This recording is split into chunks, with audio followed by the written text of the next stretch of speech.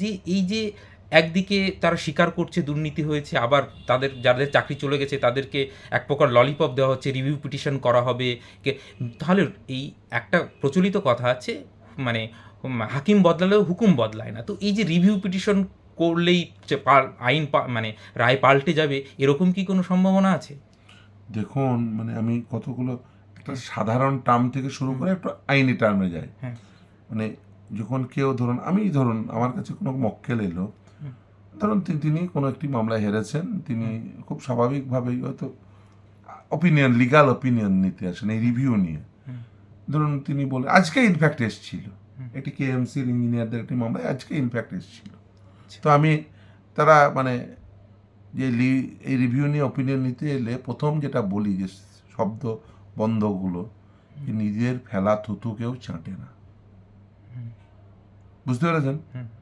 এইটা হচ্ছে প্রথম আমি তাকে বলি যে কেউ যে নিজের ফেলা থুতু সাধারণভাবে কেউ চাটে না। চাটবে তখন যখন বুঝবে থুতু ফেলাটা ভুল হয়েছে, বিরাট ভুল হয়ে গেছে। তার মানে আপনি বলতে চাইছেন রিভিউয়ের স্কোপ আইনগতভাবেই অত্যন্ত লিমিটেড। আপনাকে রিভিউ কেন অ্যাডমিট করবে এটা স্যাটিসফাই করতে হয় আদালতকে প্রথমে, তারপরে পুনর্বিবেচনার প্রশ্ন। বেশিরভাগ ক্ষেত্রেই দেখবেন মোর দ্যান 90% ক্ষেত্রে রিভিউ ডিসমিসড হয়। তাহলে এসএসসি কি প্রথম কথা। দ্বিতীয় কথা, এই মামলার ক্ষেত্রে আর একটা ভুল হয়ে গেছে। ভুল মানে আরও স্কোপ ছোট হয়ে গেছে, ন্যারো হয়ে গেছে। কেন? তার কারণ একটি মিসলেনিয়াস অ্যাপ্লিকেশন হয়েছে। সেই মিসলেনিয়াস অ্যাপ্লিকেশনে একটা জাজমেন্ট হয়েছে, ভুল মার্জনা করবেন, অর্ডার হয়েছে। প্রথমে জাজমেন্ট, দেন মিসলেনিয়াস অ্যাপ্লিকেশন, দেন অ্যানাদার অর্ডার।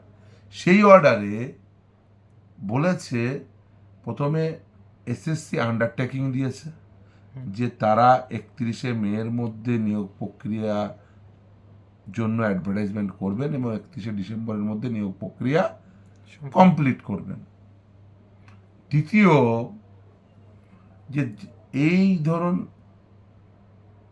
এই সুপ্রিম কোর্ট যে রায় দিয়েছে যে আগামী 31শে ডিসেম্বর পর্যন্ত যারা এখনো টেন্টেড হিসেবে চিহ্নিত হয়নি তারা কন্টিনিউ করতে পারবে। তাহলে যারা এখনো টেন্টেড হিসেবে চিহ্নিত হয়নি তারা কন্টিনিউ করা মানে কি? তারা আদালতের এই যে নির্দেশ, সেই নির্দেশকে মান্যতা দিয়ে কন্টিনিউ করা। তাহলে যারা আদালতের ওই নির্দেশকে এক্সিকিউট করে দিল, সাবসিকুয়েন্টলি তারা কি করে চ্যালেঞ্জ করবে? বুঝতে পেরেছেন? একবার গ্রহণ করার পরে আবার কি করে বর্জন করবেন? একবার গৃহীত হলো, তারপরে বলছেন না আমি বর্জন করে দেবো, হয় না। লিগাল প্রিন্সিপাল অনুযায়ী হয় না। ফলে স্কোপ এই মিসলেনিয়াস অ্যাপ্লিকেশনের ফলে, তার নির্দেশের ফলে ওই স্কোপটি আরও ন্যারো হয়ে গেছে। রিভিউয়ের স্কোপ এমনি ন্যারো, ওটাকে আরও ন্যারো করে দিয়েছে, ন্যারো আর হয়ে গেছে। ফলে এখন আর স্কোপ প্রায় নেই বললেই চলে। দেখুন, লিগাল প্রভিশন আছে, কারোর পকেটে টাকা থাকতে পারে, আর জনগণের ট্যাক্সের টাকা তো আছেই, নিয়ে কোটি কোটি টাকা খরচা করতেই পারে, অসুবিধা কিছু নেই। কিন্তু অসুবিধা হবে সাধারণ জনগণ, এটুকুই বলতে পারি। তার মানে পরীক্ষা এসএসসিকে ফ্রেশভাবে নিতেই হচ্ছে। আর স্যার, আরেকটা বিষয়, টিচারদেরকে 31 তারিখ অবধি স্কুলে যাওয়ার অনুমতি দিলেও গ্রুপ সি